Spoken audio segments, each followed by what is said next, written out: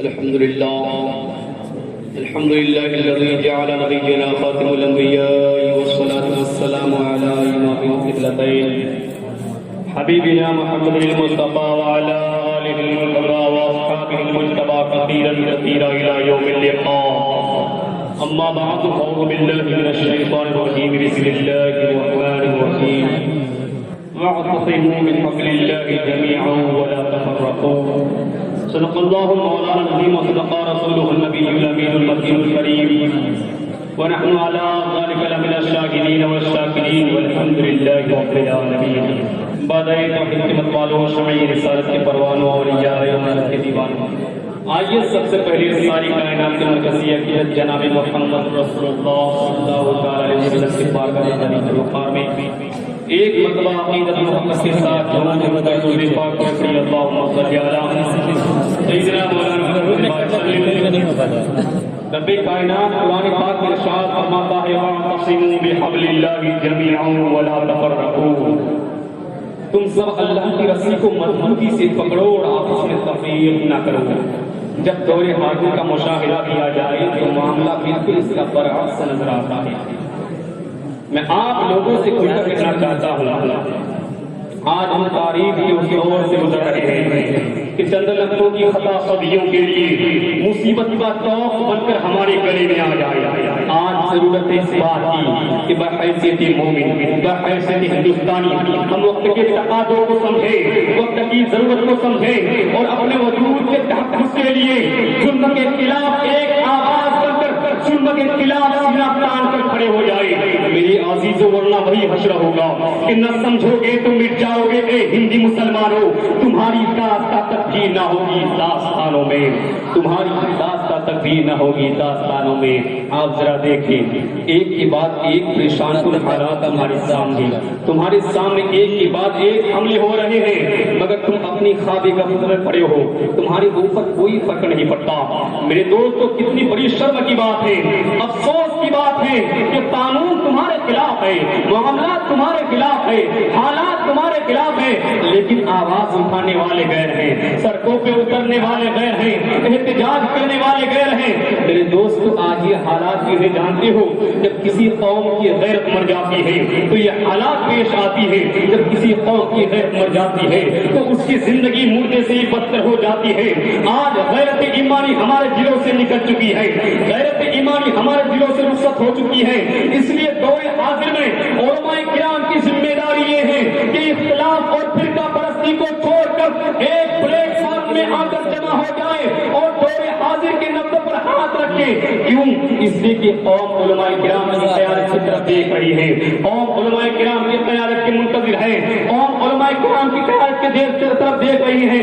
علماء کرام پھر سے اپنی قوم کی قیادت کے لیے آئیے اور ظلم کے خلاف یہ بتا دیں کہ نہ ہم نے 1857 میں انگریزوں کا ظلم برداشت کیا اور نہ ہی 2020 میں کسی کا ظلم برداشت کریں گے. میرے عزیزوں، میرے دوستوں، یہ کوئی غلط بات نہیں ہے، کوئی ڈرنے کی بات نہیں ہے. مذہبی اعتبار سے بھی اور قانون کے اعتبار سے ہمیں یہ حق ہے، اگر کوئی چیز ہمارے خلاف ہے تو ہم اپنی آواز کو بلند کریں، جمہوری حق کا استعمال کریں، میدان عمل میں آئے.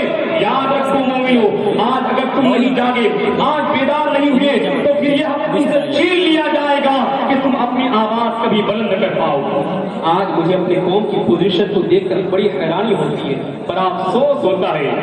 آج ہماری پوزیشن کیا ہے؟ کوئی کچھ بھی کہے، ہم پر قانون مسلط کرے، ہماری سازشیں کریں، ہم پر ہمیں ظلم کی چکی میں پیس کے ہماری عزتوں کے جنازے نکال دے، ہم پر کوئی فرق نہیں پڑتا، ہماری غیرت نہیں جاتی. میرے دوستو، آئیے ایک مثال دیکھ لیں اور میں آپ کو بتا دوں، اگر کسی بستی میں ایک مردہ شیر کھڑا ہو تو ساری آبادی کے لوگ اس کے ارد گرد جمع ہو جائیں گے اور کوئی اس کی پوچھ اٹھا کر دیکھے گا، کوئی اس کے جبڑے کھول کر دیکھیں گے، کوئی اس کے بالوں کو سہلائیں گے، کوئی اس پر چڑھ جائیں گے، کوئی اس کے سامنے سیلفی لیں گے. بولو، یہ ساری حرکتیں کریں گے کہ نہیں کریں گے؟ کیوں؟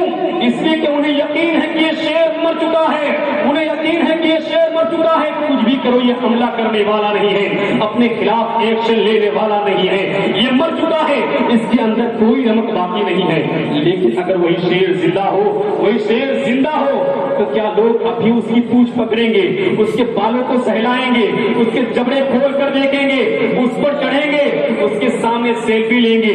نہیں، بلکہ چند لمحوں میں پوری بستی خالی کر دی جائے گی، اعلان کر دیا جائے گا مسلمان تم اللہ کے شیر ہو، شیر اللہ کے شیر تو ہو، لیکن یہ دنیا جان چکی ہے کہ تم مر چکے ہو، انہیں یقین ہو چکا ہے کہ تم مر چکے ہو، تمہاری بے عزتی کی جائے، تم پر تنقیدیں کی جائے، تمہارے شریعت کے قانون کو توڑا جائے، تمہاری سجدہ کو بدل لیا جائے، تم پر ظلموں پر بریت کے پہاڑ گرائے جائے، کچھ بھی کیا جائے، تم کچھ نہیں کرو گے، کچھ نہیں کرو گے۔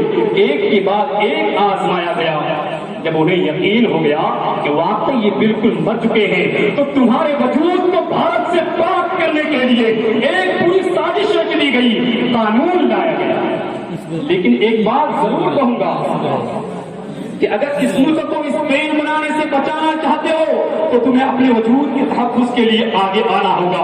کتنی بڑی غیرت کی بات ہے، جو لوگ 5% ہے، جو لوگ 6% ہے، جو لوگ 8% ہے، وہ اپنے وجود کے تحفظ کے لیے حکومت وقت کو جھکنے پر مجبور کر دیتے ہیں، وہ جو چاہتے ہیں منوا لیتے ہیں۔ لیکن یار میرے سچائی تو یہ ہے کہ تم 25% ہو، 25%۔ اگر تم صرف چلا دو تو دشمنوں کے کلیجے رہ جائے۔ تم اپنے وجود کی طاقت کو سمجھو، اپنے وجود کی طاقت کو سمجھو، کتنی بڑی غیرت کی بات ہے۔ افسوس کی بات ہے کہ قانون تمہارے خلاف ہے، معاملات تمہارے خلاف ہے، حالات تمہارے خلاف ہے، لیکن آواز اٹھانے والے غیر ہیں، سڑکوں پہ اترنے والے غیر ہیں، حکومت کے خلاف آواز بلند کرنے والے غیر ہیں، وہ لڑ رہے ہیں تمہارے وجود کے لیے، لیکن تم اپنے گھروں میں آرام سے بیٹھے ہو۔ کتنے دن اپنے گھروں میں آرام سے بیٹھے رہو گے؟ کتنے دن؟ الٹی گنتی شروع ہو چکی ہے۔ یاد رکھو آج مہنگائی اپنی شراب پر ہے، عورتوں کی عزتیں پامال ہو رہی ہے، پورا بھارت سراپا احتجاج بنا ہے، کمپنیاں بند ہو رہی ہیں، 25 لاکھ نوکریاں ختم ہو گئی، لوگ 2 وقت کی روٹی کے لیے پریشان ہیں، لیکن حکومت ان ساری باتوں کو دھیان نہ دے کر NRP اور CAB بل پاس کرنے میں لگے ہیں۔ اگر حکومت وقت ان ساری باتوں کو دھیان نہ دے کر، اگر حکومت وقت اپنی ساری ذمہ داری کو چھوڑ کر تمہارے خلاف قانون لانے کے لیے اتنی اتاولی ہے تو تم اپنے سارے کاموں کو چھوڑ کر اس قانون کو ختم کرنے کے لیے کیوں نہیں متحد ہو جاتے، کیوں نہیں جمع ہو جاتے؟ میرے دوست تمہیں یہ حق ہے، اگر کوئی چیز تمہارے خلاف ہے تو تم اپنی آواز کو بلند کر کے اس کو ثابت کر دو کہ ایسے بل کے ذریعے مسلمانوں کو اپنے دھرم سے پھیرنے کی کوشش کرنے والوں۔ ایک بات یاد رکھو، 13 فروری 2020 کو تامل ناڈو میں 430 دلتوں نے اسلام قبول کیا۔ اسی لیے تو علماء اقبال فرماتے ہیں کہ اسلام کی خدمت میں قدرت نے لچک دی ہے، جتنا ہی دباؤ گے